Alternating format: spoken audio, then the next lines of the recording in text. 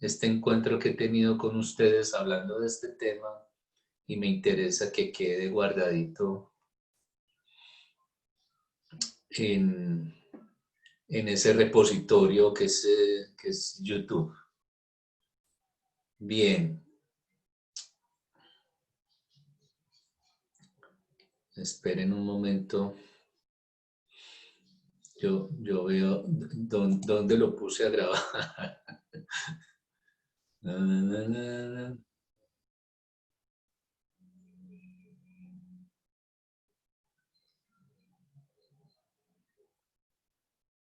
Ah, bueno, sí, está bien. Entonces, que siga grabando. Bueno, entonces, volvemos al texto.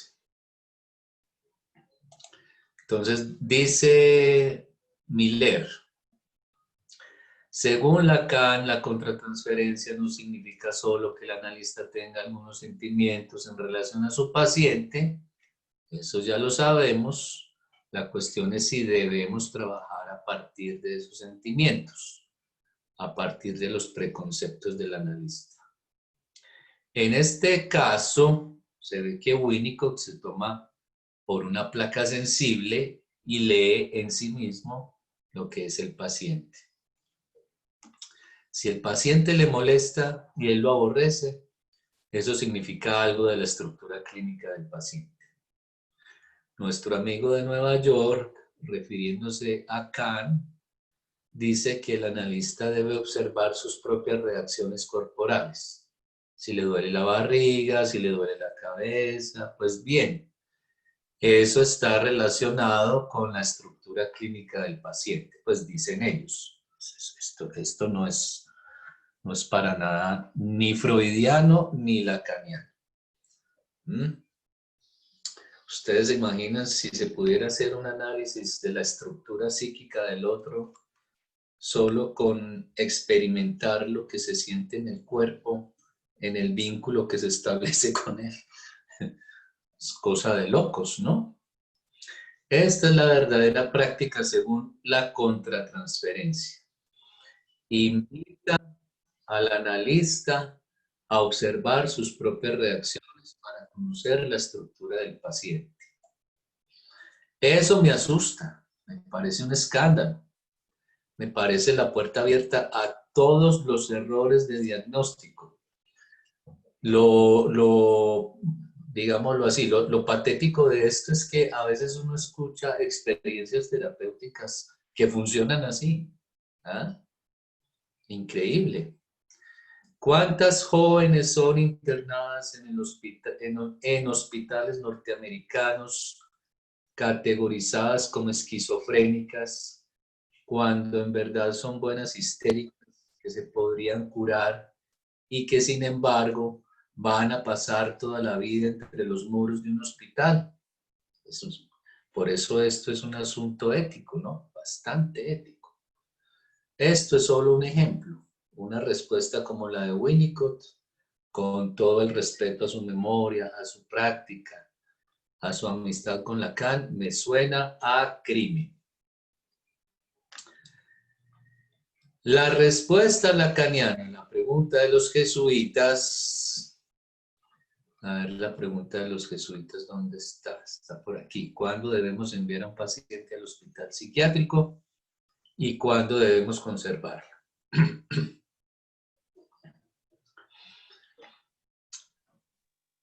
Entonces, la respuesta lacaniana sería que no es por medio del aborrecimiento personal como podría diferenciarse entre el paciente psiquiátrico y el de los jesuitas.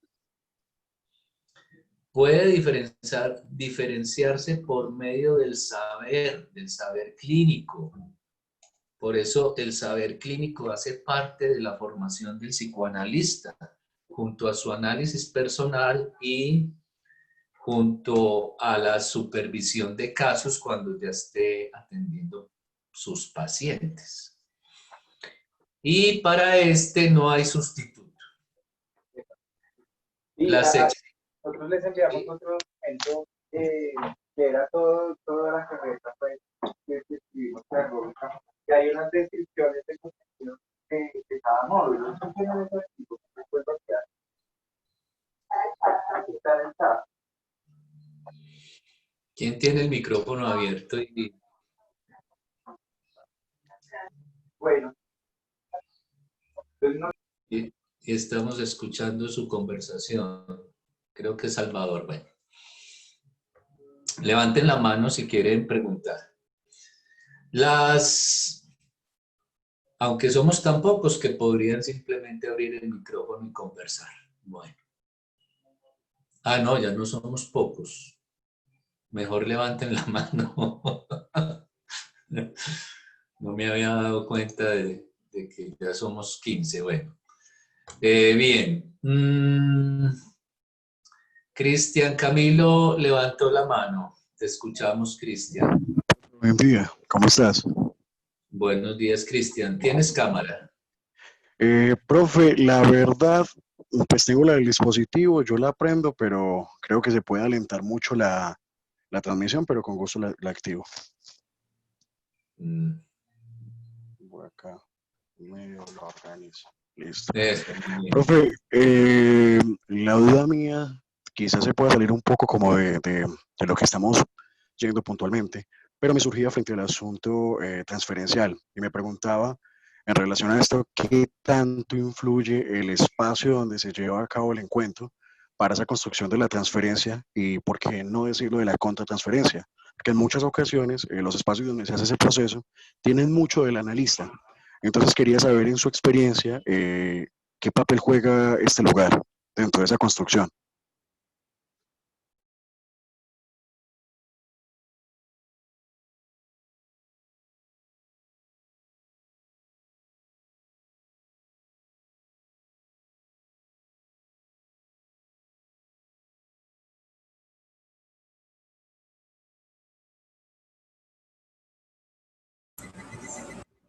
Compañeros, se quedó congelado todo, soy yo. Aparentemente todos Todo. porque Ah, eso. ok, Todos, todos. Sí, a todos. mí me pasa igual. Ah, bueno, el que se quedó congelado fue el profe, esperémoslo. Ajá, hasta se Se salió de salió la el profe, reunión. se le murió el internet.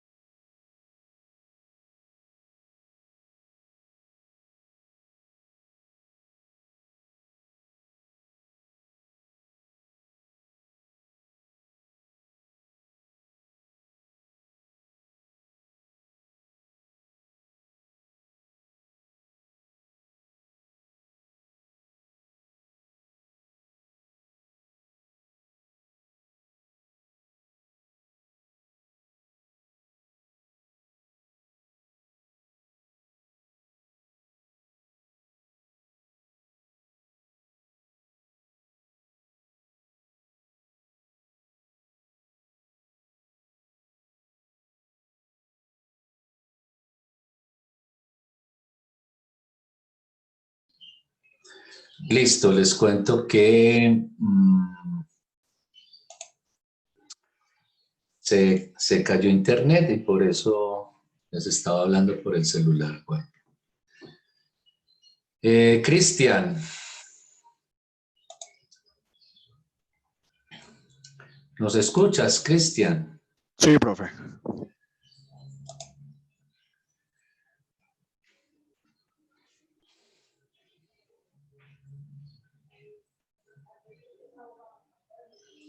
No sé si Cristian nos está escuchando. Sí, sí, sí. Se escucha por acá.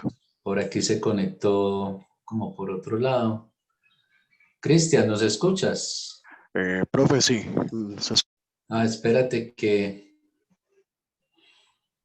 el que no los escucho soy yo porque había apagado el sonido para poder hablar por el celular. Listo. Cristian, te escuchamos. Sí, Empieza otra profe. vez. Ok. Profe, bueno, lo que me refería era que si bien nos podemos ir un poco saliendo del tema frente a esa pregunta que quiero realizar, la duda mía era si el espacio donde se lleva a cabo el encuentro, eh, ¿cómo influye este espacio, digamos, en la construcción de esa dinámica transferencial? Me explico o me explayo un poquito. Muchas veces en los espacios donde se llevan este tipo de encuentros, el analista pone mucho de sí en ese lugar. Entonces quería saber un poco cómo influye esto en la construcción de la transferencia y cómo le aporta o puede, digamos, dificultar el proceso de la persona. Mm, habría que hacer una investigación sobre eso y sobre todo una investigación de carácter científica, es decir, Ok. con el método científico. Profe, entonces, acotando un poco para no, no ponerla en esos planos, en su experiencia, ¿eso ha influido de alguna otra manera? Es que te confieso que yo no había pensado en eso, nunca. Mm, eh, a ver, te cuento, por ejemplo, una vez me tocó atender en la universidad una niña con un ataque conversivo y, y me llamaron a mí por, pues por la experiencia clínica que supusieron en ese momento mis jefes. Y la atendí en un salón y estuvimos casi 2 horas conversando y, y al final ella terminó confesando la causa de ese síntoma que le dio. Puedo hablar del caso en este momento porque eso sucedió hace muchos años y además, pues no voy a decir el nombre de esta estudiante que además ya se me olvidó. ¿Cómo les parece que en medio de su conversión histérica, muy al tipo de Sabina en la película Un método peligroso, la misma conversión histérica, lo que pasaba es que estaba terminando el semestre y esta mujer tenía que regresar a su pueblo, a la casa donde la esperaban su padre y sus hermanos. Y después de 2 horas de escucharla hablar y hablar y hablar, ella por fin saca a la luz, es decir, trae a la conciencia, es algo que ella reprimió y por eso aparece el síntoma, sale a la luz el hecho de que ella, pues indudablemente ella estaba en una situación de ambivalencia de sentimientos con regresar a la casa de su padre, porque confesó que su padre y sus hermanos abusaban sexualmente de ella. Entonces, eh, con el síntoma, digámoslo así, ella estaba expresando su malestar por regresar a su hogar, pero también sabemos que detrás de estos síntomas hay un conflicto psíquico entre un deseo y el yo, que es el que juzga y reprime moralmente esos deseos. Entonces uno también podría suponer que en el fondo ella también quería regresar a experimentar la satisfacción que encontraba al lado de su padre y sus hermanos, una situación bastante complicada y difícil. Y la atendí en un salón, y en un salón ella uno podría decir que estableció una transferencia para conmigo, a pesar de que yo había sido su profesor, o bueno, ya desde que fui su profesor probablemente ya se había establecido esa transferencia. Y con esto te quiero decir que la transferencia no es exclusiva del dispositivo analítico. La transferencia se da por todos lados. Se da en la relación jefe-empleados, médico-enfermeras, profesor-estudiantes, ¿qué más? En el amor, en la relación amorosa también se da la transferencia, que es una transferencia de afectos al otro. Solo que en el amor sí se vale la contratransferencia, es decir, hay correspondencia en esa transferencia de afectos. Entonces, no sé si el ambiente del consultorio del analista ayude o sea un obstáculo para que se dé la transferencia, porque la transferencia fundamentalmente es la confianza que yo siento hacia esa persona en la medida, pues hacia el terapeuta, en la medida en que le supongo que sabe algo sobre mí o sabe cuál es la solución a mi problema o sabe algo de mi ser. Entonces esa suposición de saber, tal como lo plantea Lacan, es la transferencia. Es el resorte de la transferencia, lo que Lacan denominó sujeto, supuesto, saber. Jorge, te escuchamos. Buenos días, profe. Buenos días.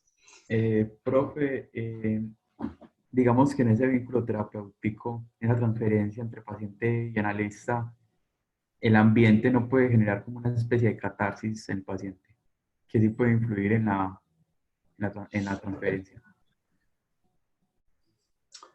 No sé. Por ejemplo, Bueno, digamos, el hecho de estar tirado en un diván o el hecho de estar en una silla mirándolo, no sé, en un salón lleno de cuadros o algún estímulo en el ambiente que genere como una tensión o un sentimiento. por eso le dije a Cristian, habría que hacer una investigación sobre los estímulos del consultorio, cómo desencadenan catarsis. Bueno, primero que todo, la catarsis, que es el desprendimiento de afectos, la expresión de afectos que van asociados a las representaciones que hemos reprimido, no es el objetivo del análisis. El objetivo, pues como lo fue en su momento el tratamiento hipnótico que practicó Freud por más de 15 años cuando empezó a estudiar la histeria. La hipnosis era el tratamiento que se le aplicaba en ese momento a las histéricas y la catarsis era como el objetivo, que los pacientes pudieran expresar esos afectos asociados a las representaciones reprimidas. Puede suceder que un paciente, por supuesto, a raíz de lo que está hablando, empiece a manifestar, o mejor dicho, haga una catarsis, es decir, se ponga a llorar, no sé si a gritar. Yo he tenido pacientes que se han puesto a llorar y mucho, entonces uno los deja llorar. Incluso recuerdo una vez una paciente que lloraba tanto, pues que no podía seguir hablando, que le dije que podía llorar todo lo que quisiera y me retiré del consultorio, la dejé sola, acostada en el diván llorando, hasta que ella pudo contenerse y salir de allí y bueno. Pero la catarsis no es el objetivo es que el paciente hable y hable y hable justamente para tramitar esos afectos asociados a las ideas reprimidas. Entonces, que haya estímulos en el consultorio que desencadenen eso. Puede ser, pero es algo absolutamente accidental, circunstancial, que haya un cuadro que le recuerde al paciente alguna situación de su pasado, de su primera infancia, sí puede suceder, ¿por qué no? Pero mejor, mejor para que el paciente pueda abordar eso que tiene reprimido. Claro. Los que han visto el consultorio de Freud estaba lleno de estatuillas, él tenía una colección de estatuillas antiguas de la antigua Grecia y otras. No sé si los pacientes desencadenaban asociaciones o hacían catarsis viendo esas figuras ahí en su escritorio, o bueno, no sé. Pero eso no creo que eso sea lo importante, pues el decorado del consultorio del analista. Pues ojalá sea agradable, bonito, ¿no? Estéticamente amable, pero como te digo, si uno atiende a un paciente, me acuerdo que cuando yo hacía recién terminada mi carrera, me fui a trabajar en unos consultorios populares y ni se imaginan los cubículos feos, sucios y horribles en los que atendía a los pacientes. Y si los pacientes asociaban libremente allí, no había ningún problema. ¿Alguien más había alzado la mano? ¿Cristian otra vez? ¿O...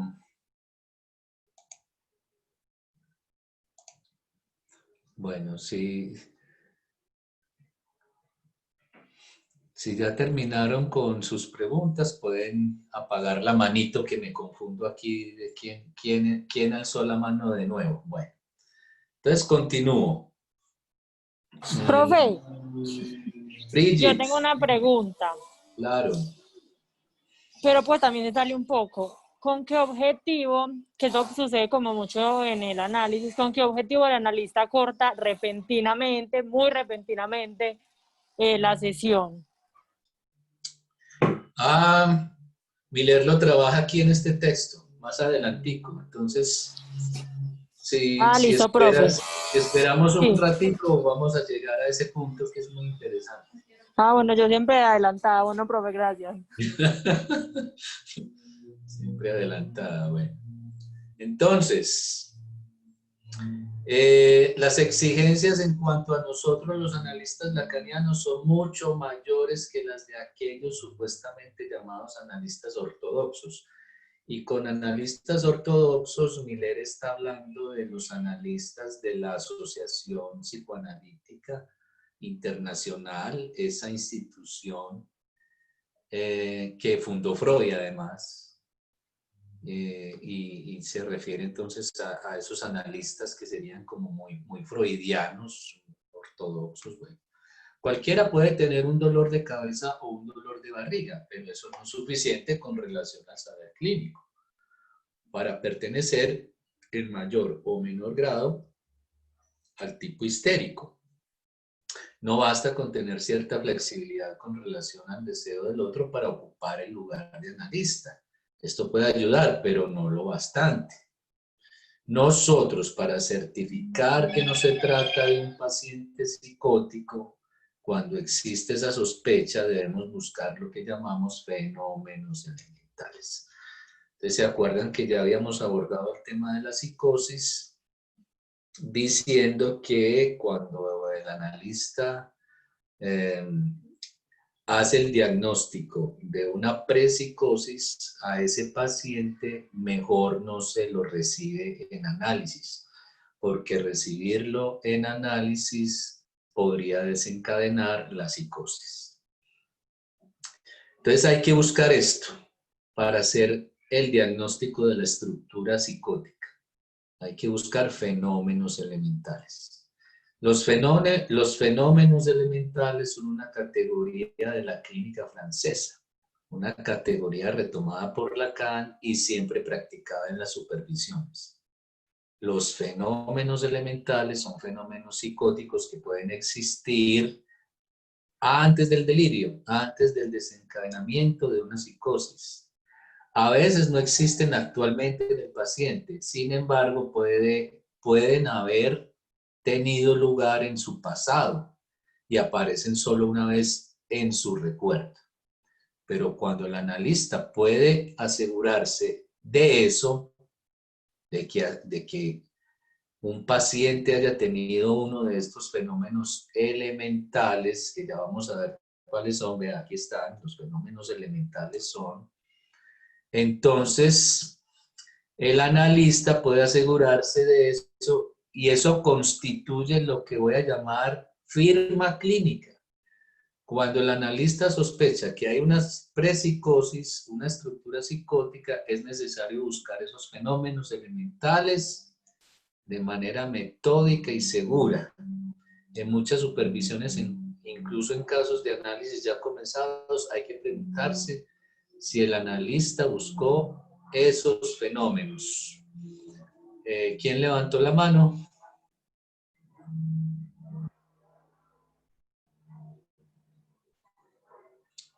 Bueno, alguien la levantó, pero se arrepintió. Bien. Entonces, seguramente iba a preguntar, ¿y cuáles son los fenómenos elementales? Aquí Sí, está. profe, eso iba a preguntar. ¿Vio?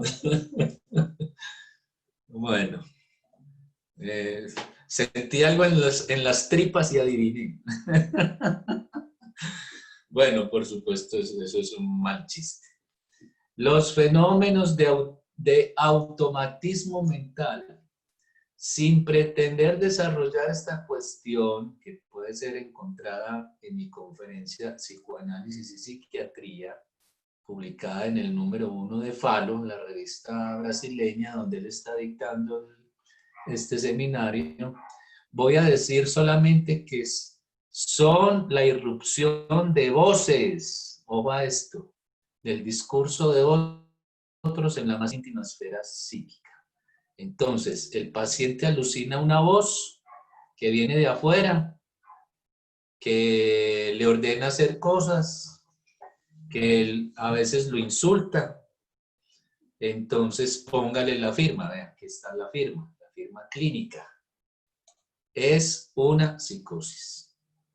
Los fenómenos de automatismo mental son, sin duda, muy evidentes cuando la psicosis ya se desencadenó. Pero un automatismo mental puede estar presente silenciosamente durante años, con apenas 1 o 2 irrupciones en la infancia o en la adolescencia, quedando más tarde encubierta. De ahí que sea necesario centrarse en esa irrupción. La irrupción de una voz en la esfera psíquica del sujeto. No es la voz de la conciencia, esa vocecita que le habla a uno aquí adentro y que te dice por qué hiciste esto, por qué hiciste aquello.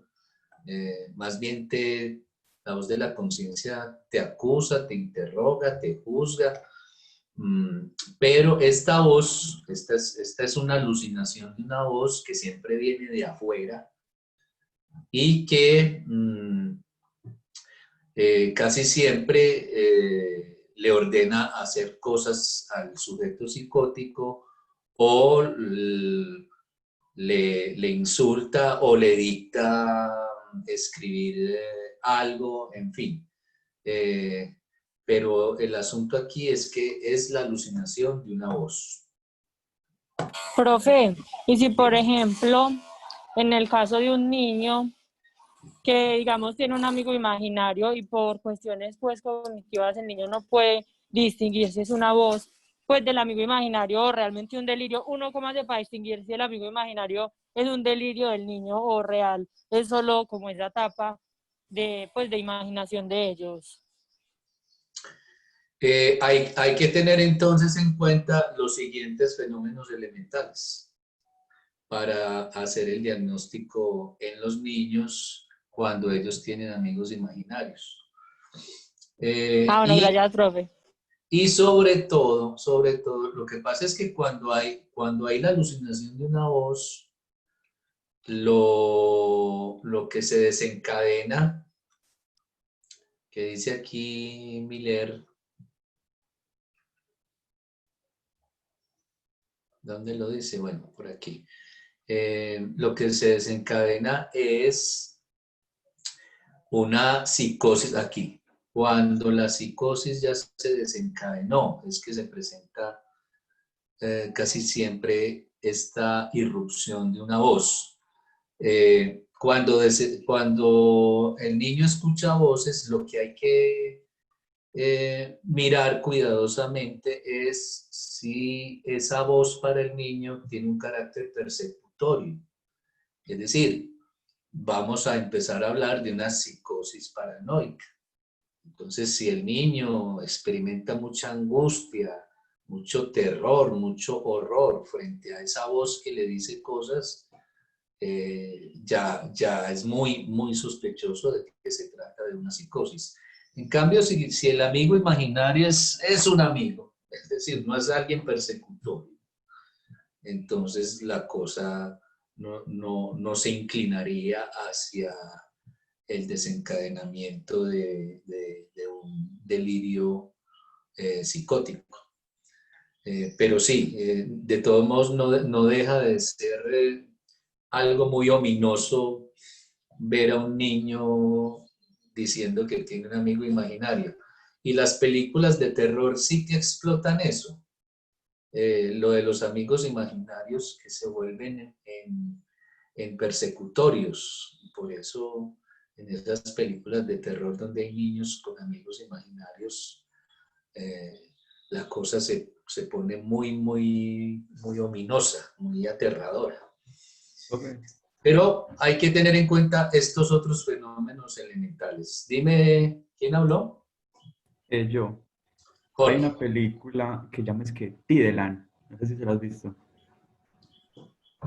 que es de una niña que juega con unas muñecas. Pues no es tanto de horror, pero pues bueno, en la película la niña tiene como, según me lo explicó otro docente, ella sufre de trastorno pues, disociativo de la personalidad, que pues está dentro de la psicosis. ¿Eso es verdad, cierto? Sí, se podría decir que sí. Y esas otras personalidades que la niña crea con las muñecas no son persecutorias ni la atacan, sino que cumplen como un rol de compañía. Entonces, ¿qué pasaría en ese caso en que esas voces, esas personalidades no son como tan negativas?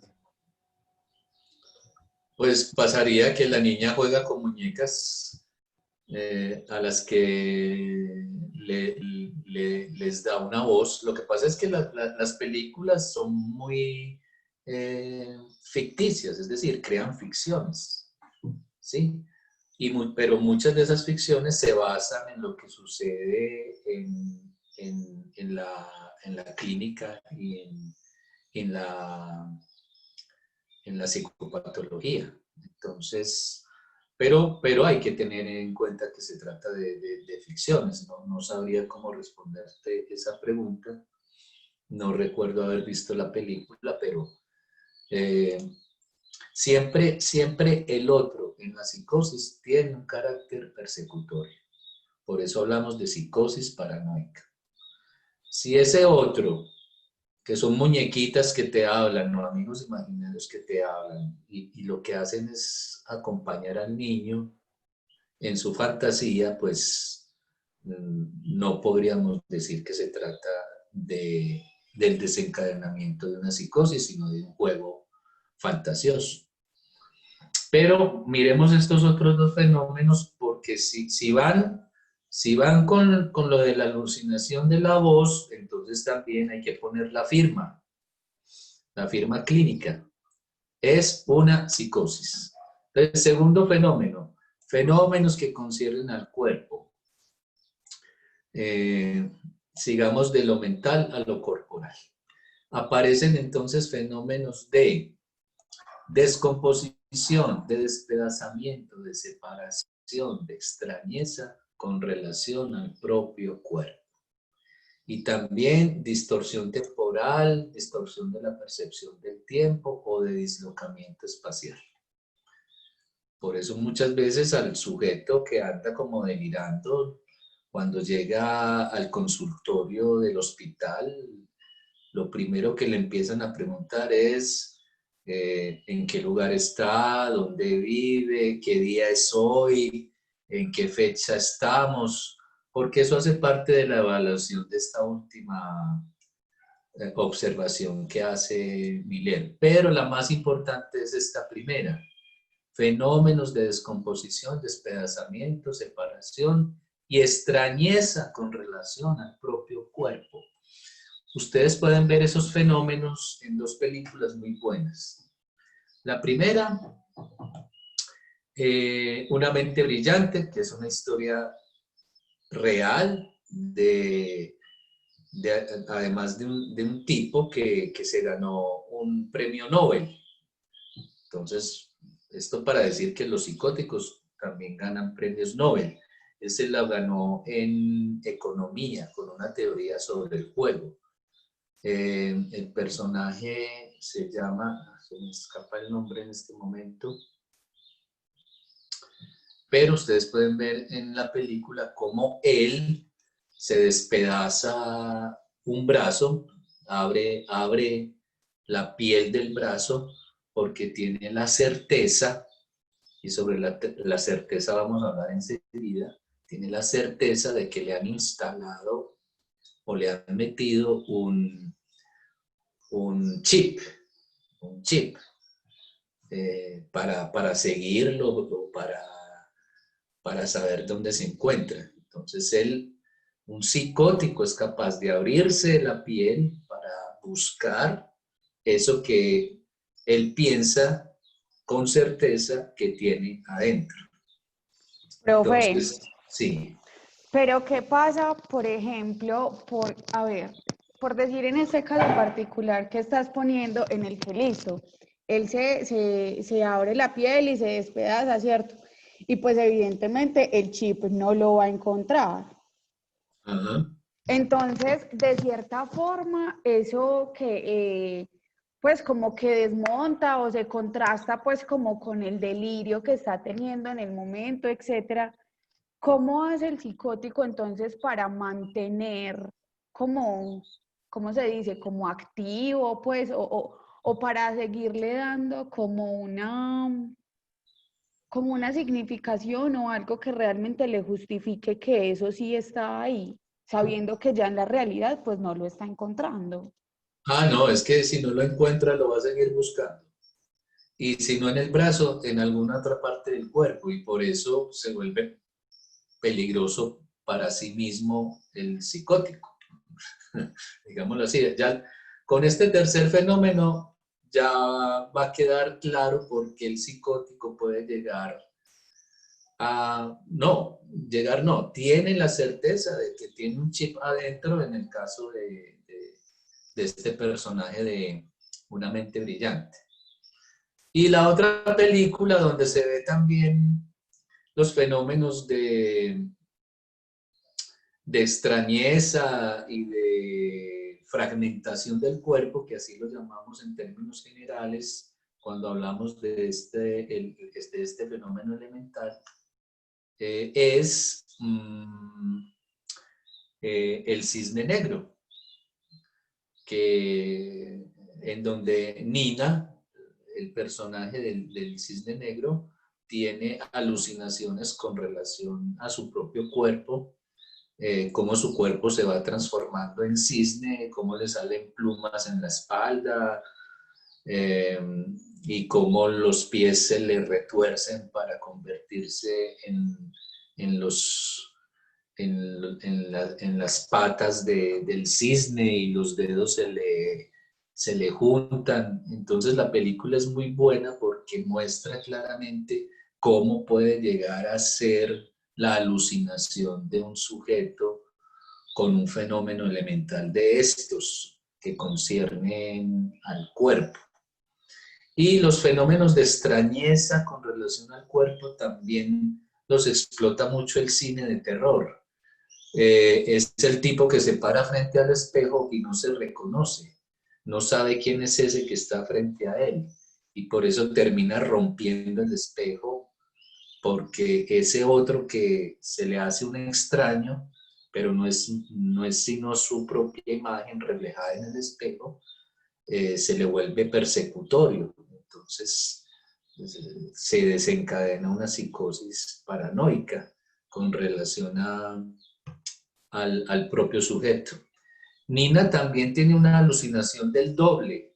Es más, yo creo que es el primer fenómeno que muestran en la película que ya nos empieza a decir que se trata del desencadenamiento de una psicosis, y es que después de un ensayo de ballet, ella sale a coger el metro y se encuentra con ella misma en el metro. Entonces ella va por el corredor del metro y a su lado pasa ella misma, y ella se voltea y se queda viéndose a ella misma y a su doble.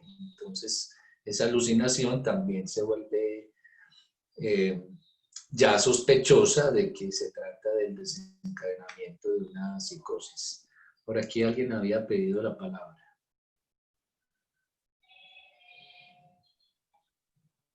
¿No? Bueno, Profe, sí. entonces, pues no sé, que me surge como la inquietud y aquí recordando.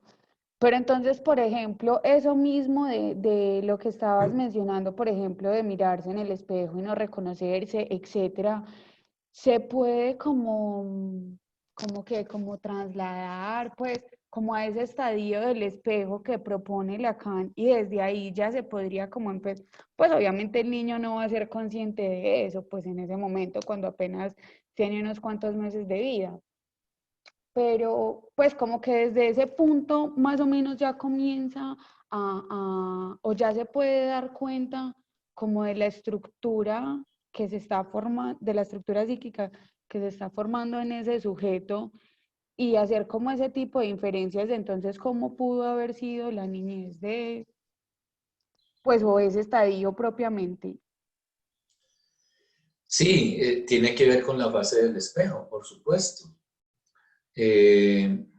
Entonces, como aquí en la psicosis falta, bueno, habría que hablar, habría que hacer un seminario o un curso sobre la psicosis, pero como falta ese elemento que le permite al sujeto darle una significación a lo que ve frente a él en un espejo, entonces por eso fácilmente un psicótico frente al espejo puede no reconocer su imagen, que es lo que le pasa al niño cuando inicia la fase del espejo. Es más, es muy sospechoso que un niño mayor de 18 meses todavía no se reconozca en el espejo. La fase se da entre los 6 y los 18 meses, cuando el niño aprende a reconocer su propia imagen en el espejo. Pero un niño de 18 meses todavía yendo detrás del espejo a buscar el niño que ve frente a él, eso ya es muy sospechoso. Se puede tratar ya muy tempranamente de una psicosis, de un autismo. Entonces sí, todos esos fenómenos de extrañeza con relación al propio cuerpo y de fragmentación del cuerpo nos remiten inmediatamente a la fase del espejo, claro que sí. Bueno, tercer fenómeno. Fenómenos que conciernen al sentido y a la verdad, que no son abstracciones, son cosas efectivas de la experiencia analítica. El testimonio, por ejemplo, por parte del paciente de experiencias inefables, inexpresables o experiencias de certeza absoluta. Esto es clave, la certeza absoluta. Y más aún con respecto a la identidad. Es decir, esos sujetos que empiezan a decir, yo soy Napoleón, yo soy Simón Bolívar, yo soy la Virgen de Praga, yo soy el elegido, yo soy el Hijo de Dios, etcétera, etcétera. Entonces, certeza absoluta con relación a la identidad, la hostilidad de un extraño Mi vecino me quiere matar, me están buscando para matarme, estoy esperando una llamada de Pablo Escobar, que es un paciente que alguna vez vimos en el hospital mental. Bueno. O lo que se llama en la clínica francesa expresiones de sentido o significación personal. En otras palabras, es cuando el paciente dice que puede leer en el mundo signos que le están destinados y que contienen una significación que él no puede precisar, pero que le están dirigidos exclusivamente a él. En la película Una mente brillante, eso le pasa al personaje. Se la pasa leyendo los periódicos y las revistas, e inclusive va pegando en... Recuerdo que en la película hay una granja y él va llenando toda la pared de ese lugar con lo que recorta en periódicos y revistas porque está buscando un mensaje que va dirigido específicamente a él. Entonces, ojo a esto, certeza absoluta. Eso es el núcleo del delirio en el psicótico. Una certeza absoluta. ¿Qué es lo que hace delirante esa certeza absoluta? Que se trata de una idea que se sale del discurso imperante en la cultura, en el contexto, en el medio en el que el sujeto se desenvuelve. Por eso la otra vez hablábamos de lo difícil que es el diagnóstico de un delirio místico cuando la persona vive en una sociedad muy creyente. Bueno, ¿quién levantó la mano? Profe, hola, Viviana. Viviana. Profe, le pregunto, de pronto en estos trastornos de personalidad múltiple, también se puede presentar o evidenciar todo lo de la psicosis. Estaba pensando en una película que se llama Fragmentado, pero no sé si se pueda relacionar. Sí, ese es el asunto con el DCM, que tienen un montón de trastornos, nombres de trastornos que se relacionan estrechamente con los fenómenos elementales que estamos viendo aquí desde la perspectiva lacaniana. Entonces, claro, un trastorno de personalidad múltiple se puede decir que es un delirio en el que hay una certeza absoluta con relación a que se es varias personas a la vez y lo llamativo del trastorno de personalidad es que cada personalidad no es consciente de la otra o difícilmente es consciente de la otra. A veces una sí sabe que la otra existe, pero cuando se adopta una personalidad, esa personalidad como que se olvida de las otras que también adopta el sujeto. El problema de la película de Fragmentado es que es una ficción.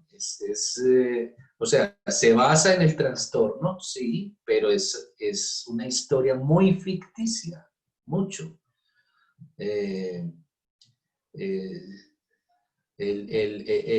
Sobre todo con ese final donde él adquiere como unos superpoderes para trepar por paredes y una fuerza bruta exagerada, eso sí ya hace parte de la ficción de la película.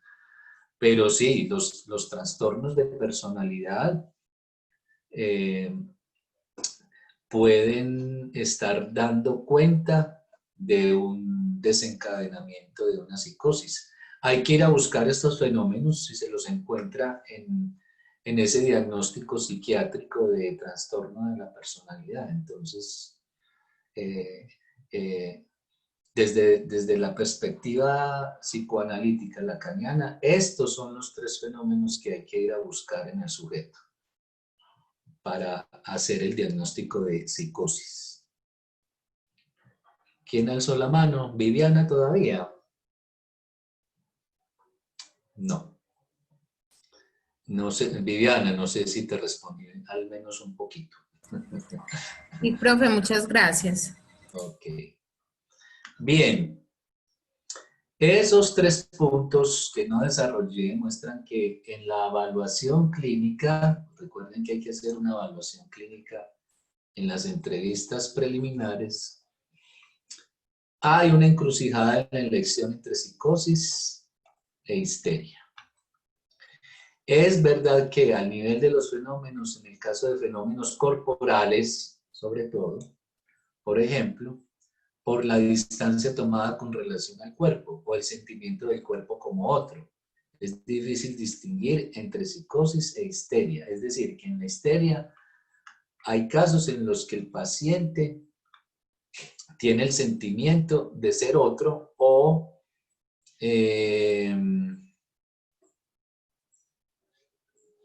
sí, eso tiene que ver con esto, con la distancia tomada con relación al cuerpo o el sentimiento del cuerpo como otro. Eso sucede mucho en la histeria. Un sujeto psicótico y un histérico pueden en un momento dado expresarse más o menos de la misma manera. Hay que decir que algunas mujeres tienen experiencias inexpresables, experiencias inefables. No es por nada que Lacan dice que todas las mujeres están locas, pero al mismo tiempo se corrige. Ellas no lo están en absoluto, refiriéndose a que no es una psicosis. Es decir, es verdad que todas las mujeres están locas, pero eso no significa que todas sean psicóticas. Es lo que está diciendo aquí Miller, aclarando lo que dijo Lacan con relación a las mujeres, que todas están locas. Y bueno, nosotros los hombres todos sabemos que todas las mujeres de verdad están muy locas. Bueno, puede suceder que una mujer venga a consultar por no tener una experiencia inefable o inexpresable de goce. O sea, la locura es cuando no ocurre lo que la mujer busca.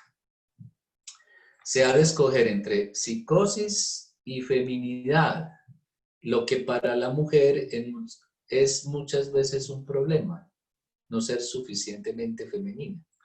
Hay en las mujeres una cierta normalidad en no saber y no poder expresar lo que sienten, con lo que gozan. De esta manera, debido a cierta forma de decir, la mujer puede durante algunos minutos parecer psicótica. Subrayen esto, durante algunos minutos, parecer psicótica. Es decir, eso dura escuchando a una mujer histérica, dura lo que dura su conversación, su diálogo, su asociación libre, hablando de la dificultad para expresar lo que siente o para expresar la experiencia de goce que vivieron o de la falta de goce. Pero eso dura unos minutos.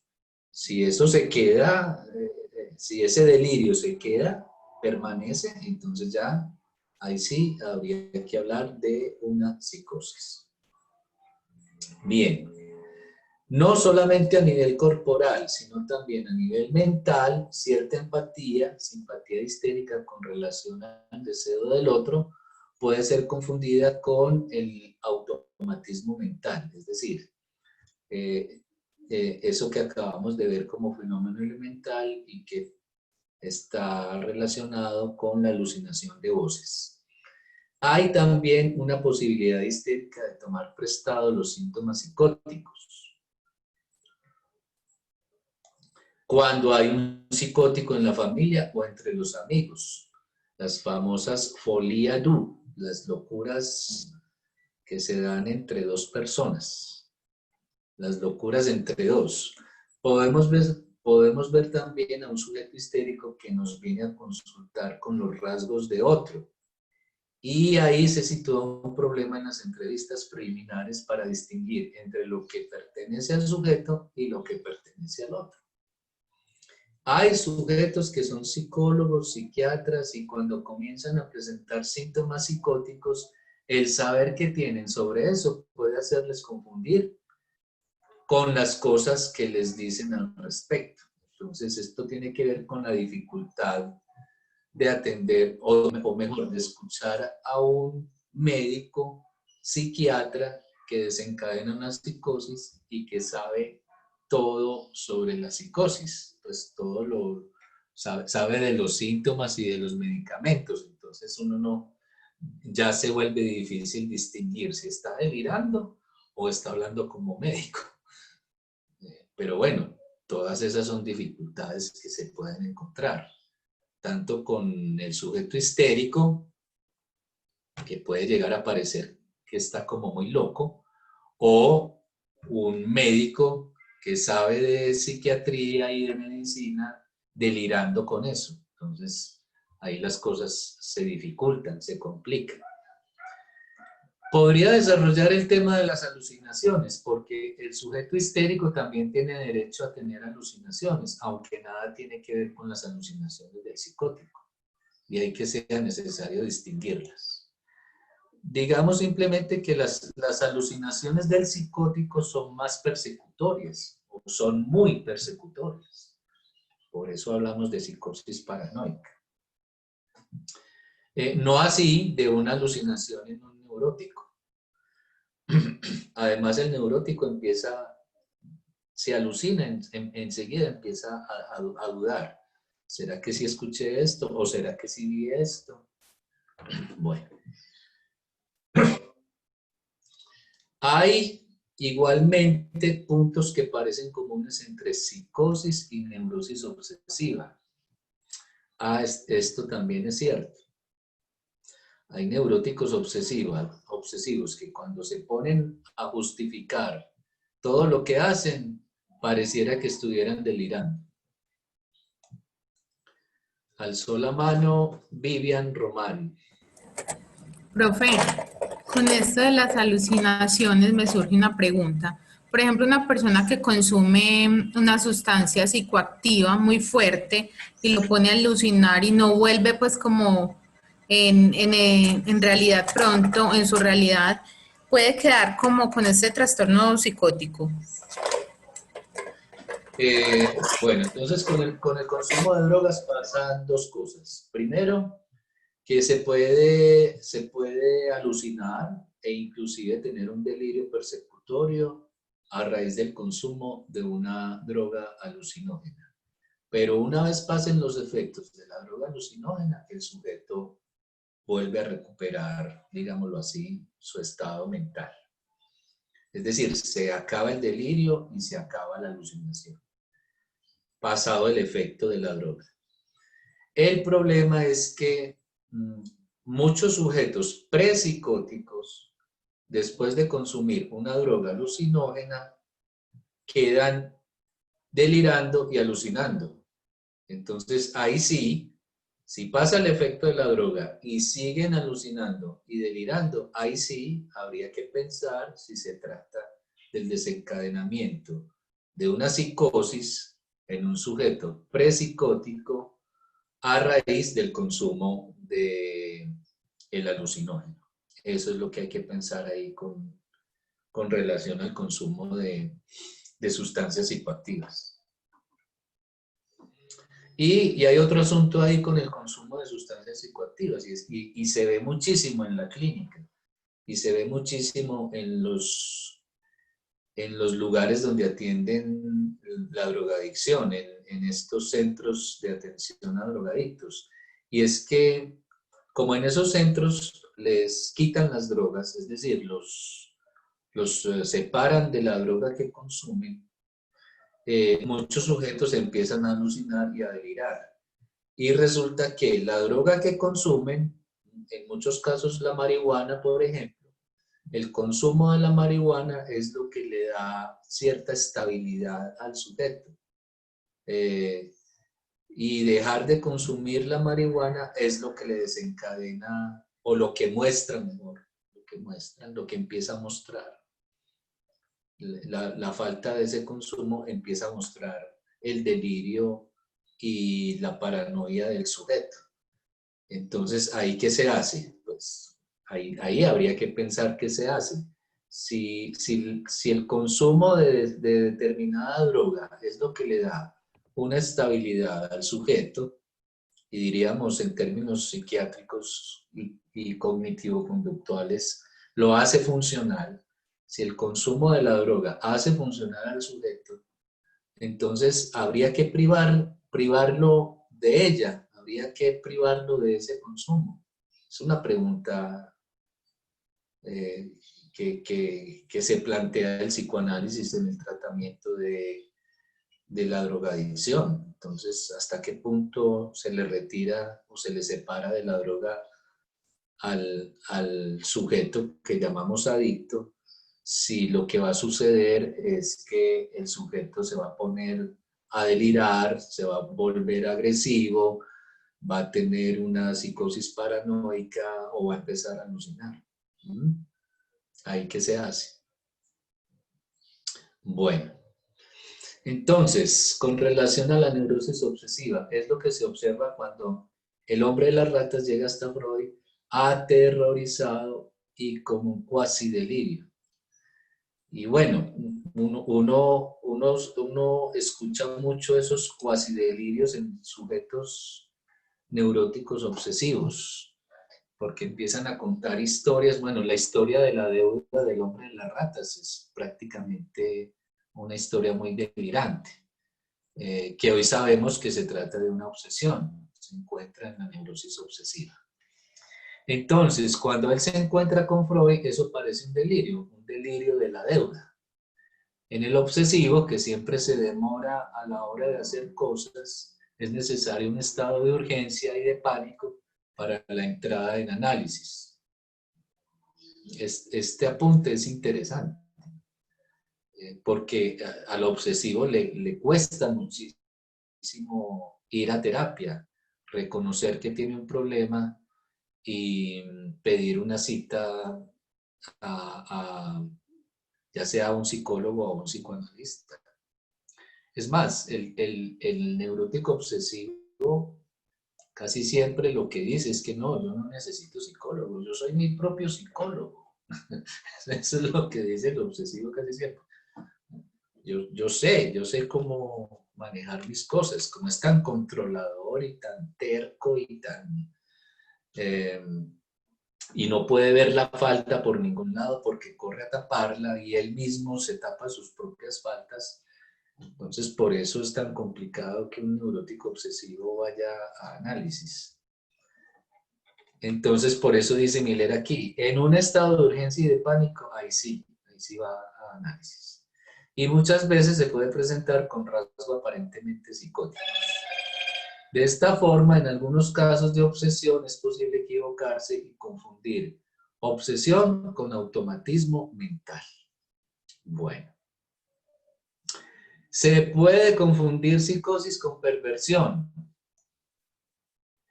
Entonces miren que Miller aquí está hablando de las tres estructuras clínicas. La neurosis, bueno, la psicosis con los fenómenos elementales. La neurosis y cómo puede ser confundida con una psicosis. Y ahora resulta que la perversión también. Para asegurarse de la clínica perversa no basta preguntar al paciente sobre su vida sexual. Es bueno preguntarle sobre eso, claro. Es necesario escucharlo bien cuando habla de sus experiencias. Por ejemplo, cuando dice de forma evasiva, tuve algunas experiencias homosexuales, pero eso ya terminó. Sin embargo, eso no es suficiente, pues la estructura perversa no es la misma cosa que una conducta perversa. ¿Cómo va esto? La estructura perversa no es la misma cosa que una conducta perversa. Y Miller lo señala porque todos tenemos conductas perversas. Es decir, en nuestra sexualidad, esa que llamamos normal, la sexualidad de los neuróticos, la sexualidad humana de los neuróticos, toda la sexualidad tiene rasgos perversos. Todos tenemos conductas perversas.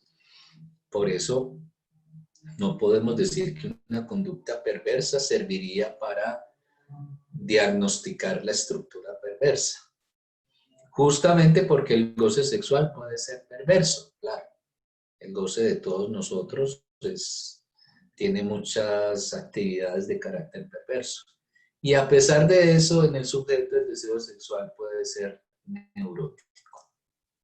Bien, el verdadero perverso no viene con frecuencia al análisis, porque ya sabe todo lo que hay que saber sobre el goce.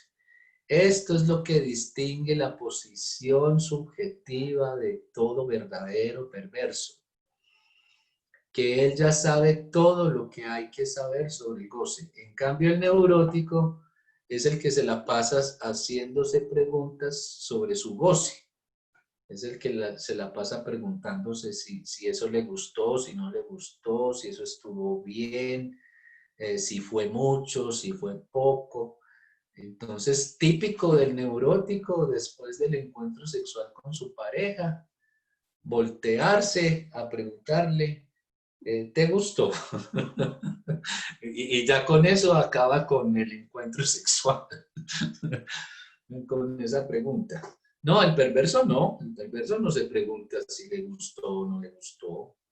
No, él sabe lo que le gusta y lo sabe muy bien y sabe dónde encontrarlo y sabe qué hacer para hacerse a ese goce. Piensen en Garavito. Garavito lo tenía clarito. Sabía qué le gustaba, quiénes eran sus objetos para encontrar la satisfacción sexual, cómo seducirlos y qué hacerles. Abusaba de ellos y los mataba. Entonces, y él nunca se preguntó, esto está bien, esto está mal, me gustó, no me gustó, le habrá gustado. No, él va a hacer lo suyo, porque sabe todo lo que hay que saber sobre el goce, es decir, sobre cómo alcanzar la satisfacción sexual. Bien. Jorge. Profe, hay un mecanismo de defensa, pero no me acuerdo cuál es el nombre, en el que se niega lo que en realidad se desea. Que muchas veces ponen el ejemplo, digamos, de padres o monjas que, digamos, les gustan los niños, les gusta la pedofilia o les gusta la homosexualidad, pero lo niegan. Eso ahí sería perversión o neurosis. Es lo que acaba de mencionar Miller, que hay conductas perversas justamente porque el goce sexual puede ser perverso. Es decir, la satisfacción sexual tiene un carácter perverso y por eso se presentan conductas pedófilas en sacerdotes y en monjas, pero eso no los hace verdaderos perversos. De pronto, a lo que te estás refiriendo, bueno, no sé si es exactamente el desmentido, porque en el desmentido tú dices lo que deseas diciendo exactamente lo contrario, como por ejemplo cuando tú llamas a alguien, a una mujer que te gusta y le dices, hola, quería saludarte, pero no vayas a pensar que me gustas. Entonces, con ese no vayas a pensar que me gustas, estás confesando que de verdad te gusta esa mujer a la que llamaste. Y así, hay muchos ejemplos. Pues es que el desmentido funciona y opera permanentemente en el discurso, en los dichos de nosotros, los neuróticos, y revelan lo que verdaderamente deseamos. Como cuando un estudiante llega tarde a clase y le dice al profesor, profe, disculpe la tardanza, no vaya a pensar que no quería venir a clase, y ya lo confesó, ya quedó claro. Pues nosotros que conocemos ese mecanismo, los profesores que conocemos ese mecanismo, ya nos queda claro que ese estudiante no quería venir a clase. Mejor se hubiera quedado afuera haciendo lo que quería hacer. Y así, con muchos desmentidos, ese es el mecanismo del desmentido, pero no me parece que sea el mecanismo que opere en el sacerdote o en la monja que abusa sexualmente de los niños y después dice ¿qué? ¿Qué dice? Que no, que eran Es como que, que conoce lo que le gusta, pero lo niega. Pues usted decía que el perverso sabía que le gustaba. Digamos, un padre que tiene esas conductas también lo sabe, pero lo niega. el problema con el perverso es que él no lo niega. Es más, puede empezar incluso a hablar de eso abiertamente, sin ningún problema, que es lo que vemos ahora en esta contemporaneidad con ciertos discursos que buscan eh, legalizar la pedofilia. Entonces van hablando de eso como un derecho o como una actividad que debería ser normal. No, digámoslo en principio de esta manera, un perverso pleno, un verdadero perverso, no niega lo que le gusta, para nada. Es capaz de hacer todo un discurso sobre lo mucho que le gustan los niños y lo que les hace, y sin ningún reparo. Si tú ves la entrevista de Pirri a Garavito, Garavito empieza a hablar de eso como si nada, como sin ningún tipo de vergüenza, ni de pena, ni de culpa. Va describiendo lo que hace sin ningún reparo. En cambio, el que niega, más bien el que niega lo que le gusta y lo que hace, es más bien el neurótico. Claro, porque le da penita, le da vergüenza. Sabe que eso de lo que va a hablar es indecoroso, es indebido, o se siente en pecado. Entonces, por eso más bien el que niega lo que le gusta es el neurótico. El perverso no, el perverso va hablando de eso sin ningún reparo. ¿Quién alzó la mano? ¿Jorge otra vez? Gracias, profe. Hombre, Profe, te pregunto algo. mm, Me surge una duda frente a la perversión y lo que el compañero Jorge preguntaba y le respondías de que el perverso realmente no lo niega. Él está, digamos, no sé, acorde, por así decirlo, con lo que siente, le da un lugar, pero no sé, ahí me puedes corregir, por favor, si cometo el error. Recordaba no sé, no me acuerdo si lo leí de que, como bien Lacan hace, digamos, toda una teorización en torno al lenguaje y toma algunas palabras a las cuales le hace un análisis desde lo francés incluso, recordaba que la palabra perversión, si se divide digamos, en la etimología francesa, no sé si sea la forma correcta o el origen pues, de la palabra a nivel francés, per era padre y versión era versión, igual pues que en el español, comparando la lengua romance. No sé si el perverso hace todo un andamiaje, si es que esta palabra se puede utilizar acá, de la sociedad, de la cultura, de lo permitido, a favor no sé, de su disfrute en específico.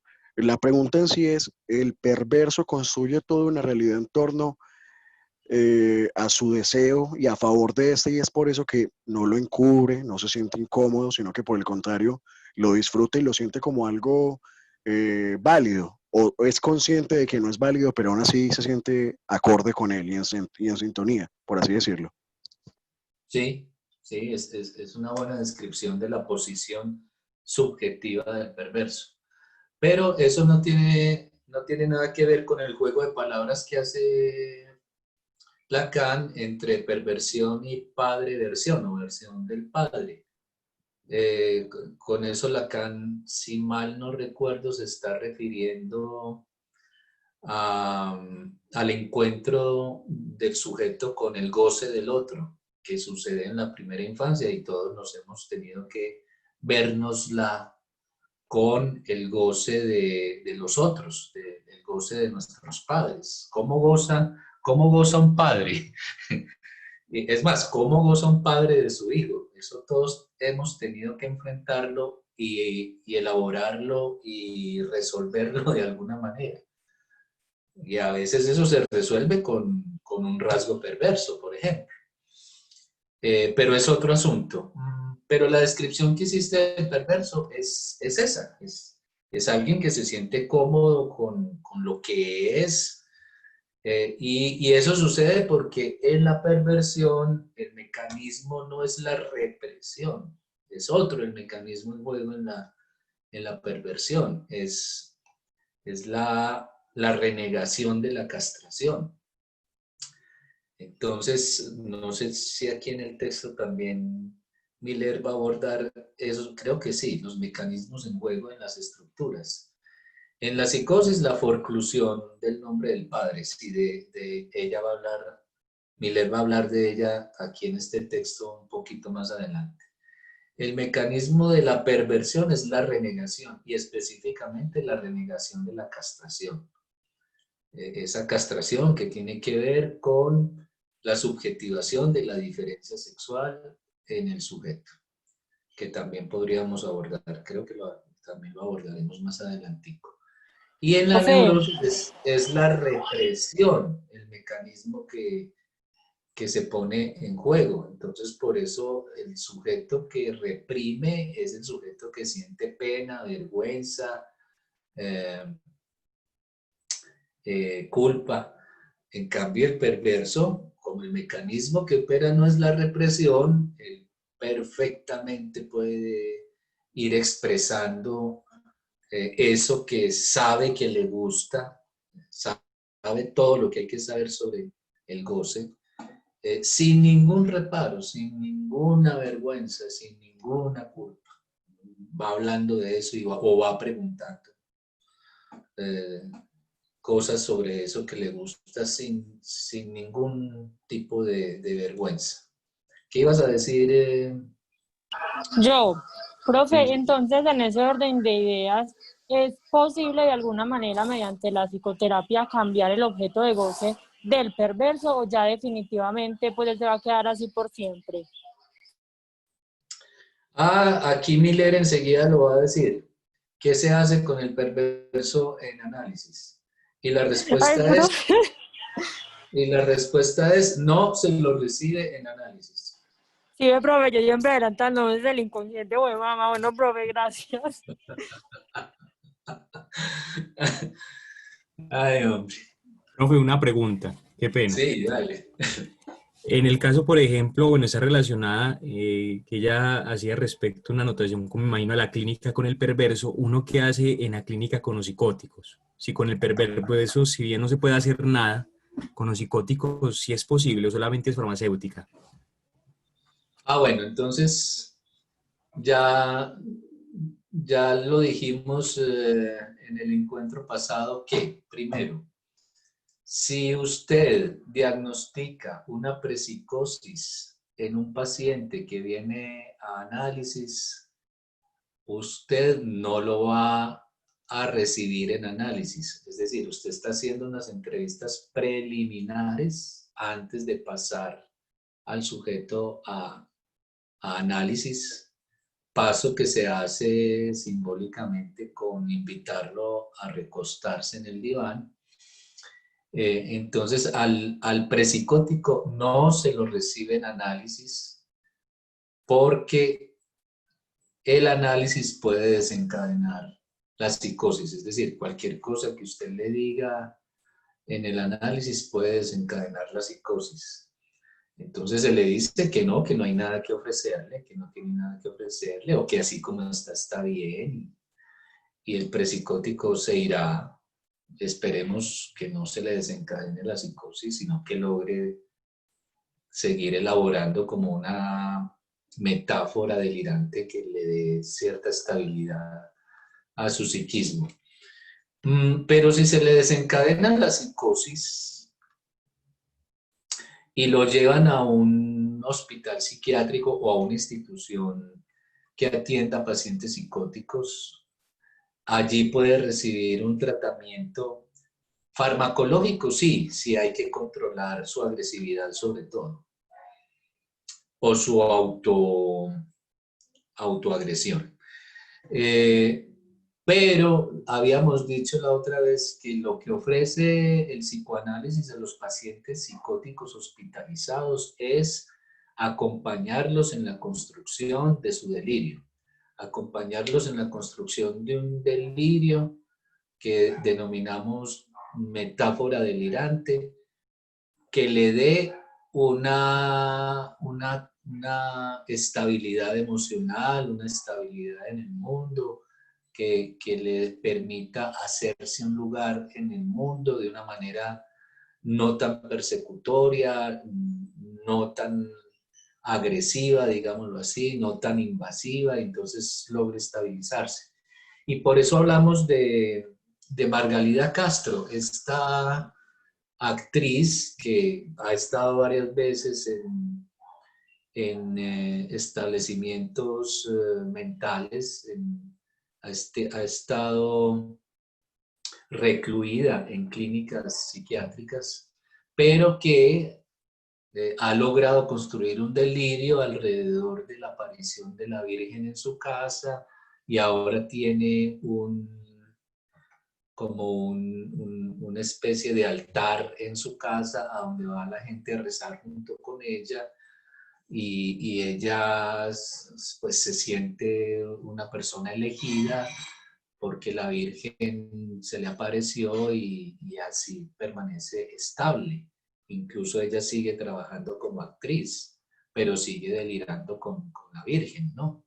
Con toda esa construcción que ha hecho con relación a ese delirio místico que tiene. Eso es lo que le permite el psicoanálisis a un psicótico, acompañarlo en la construcción de un delirio dentro de una institución psiquiátrica o de atención a pacientes psicóticos.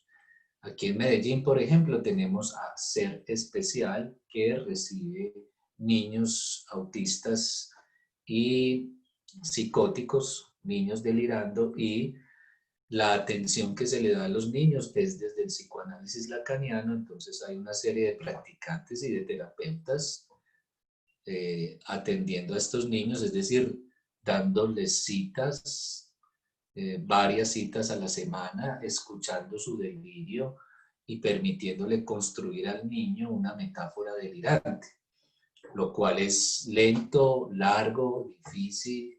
Hay que tener mucha paciencia, inclusive hay que tener hasta cierta, ¿cómo se dice en el lenguaje normal? Bueno, se me escapa en este momento la palabra, pero tener como esa disposición para poder atender estos casos tan difíciles de niños autistas y niños psicóticos. Y por mucho tiempo y por largo tiempo, hasta que llegue un momento en el que el niño pueda hacerse a una metáfora delirante que le permita desenvolverse funcionalmente con la familia y con la sociedad. Bueno, ¿quién levantó la mano?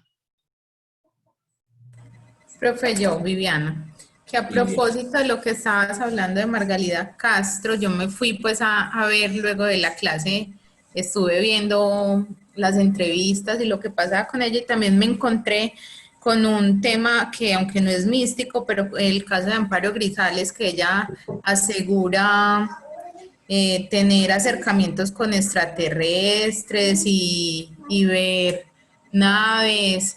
Y cuando le preguntan que si estaba pues como bajo efectos alucinógenos de marihuana o algo, ella dice que no, solamente pues que ella sí los puede ver y tener como esa cercanía. Entonces podríamos estar hablando de lo mismo también, ¿cierto? No sabía que Amparo Grisales tenía como ese delirio con extraterrestres, pero ese es un poco el problema que mencionó ahorita Miguel con relación a las histéricas, que a veces tienen discursos como muy locos. Por eso también la alusión al axioma de Lacan de que todas las mujeres están locas, pero no todas son psicóticas. Yo no creo que Amparo sea psicótica. Estaría delirando como delira Margalida Castro. Y además, creer en extraterrestres, eso es lo que hacemos ahora todos. El otro día hicieron una encuesta en Estados Unidos, terminando el siglo pasado, y el 60% de los estadounidenses creían en extraterrestres. ¿Y sabes a raíz de qué se exacerbó esa creencia? A raíz de series de televisión como Archivos X. esa serie de televisión fue la que hizo muy popular la posibilidad de creer en extraterrestres. Y me imagino que Amparo se unió a esa creencia, pero no, yo no creo que ella sea. Sería interesante escucharla hablar sobre eso, a ver Pero qué es que tal. habla con una seguridad que uno dice, sí, pues la verdad vio o mantiene contacto con los extraterrestres, habla con una seguridad absoluta. Sí, muchos de nosotros hablamos con una seguridad absoluta de muchos temas. Y eso no significa que seamos psicóticos. Y mucho más si ese discurso es el mismo discurso que compartimos con la cultura, con la sociedad. Por eso se hace a veces tan difícil decidir si un sujeto está delirando de verdad, si se trata de una psicosis, cuando su delirio aborda temas que circulan por todas partes, como la Virgen, los extraterrestres. Es muy distinto cuando alguien empieza a delirar con cosas bastante extrañas o que no hacen parte del discurso normal, entre comillas, de los seres humanos. Pero bueno, habría que escuchar la entrevista de Amparo a ver si se le escapa algo que nos permita pensar que es una psicosis. No creo, no creo porque sabemos lo histérica que es Amparo Grisales, lo histriónica que es Amparo Grisales. Bueno. Bien, muchachos, dejemos hoy aquí. Muchas gracias por su atención, su interés y su compañía en esta experiencia de amigo académico. Entonces, les deseo un resto de día agradable y espero que nos encontremos de nuevo dentro de 8 días. Muchas gracias, profe. Walter, qué bueno verte por aquí. Apenas me enteré ayer de que eso se estaba ofreciendo. Ah, bueno. Bienvenido. Muchas gracias, profe. Bueno, muchachos, que estén muy Hasta luego, bien. profe. Hasta luego. Profe, Gracias, gracias, profe. chao. Con mucho gusto. Hasta luego, Chao, profe, chao. que te vaya muy Hasta bien. luego.